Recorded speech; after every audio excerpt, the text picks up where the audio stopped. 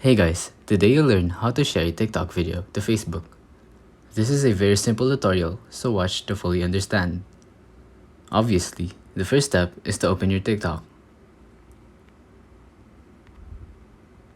Find the video you want to download and tap on the share button. There are 3 ways you can share a video. You can either save the video and post it on Facebook, copy the link and then post it on Facebook, or scroll to the right, or it's right here, and then tap on the Facebook logo.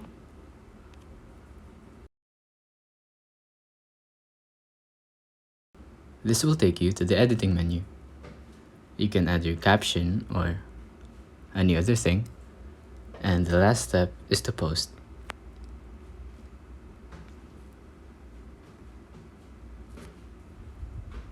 Just click post and you're done. Simple as that. If you think this video was helpful, please consider liking, subscribing, and hitting the notification bell. If you have any questions, feel free to comment down below.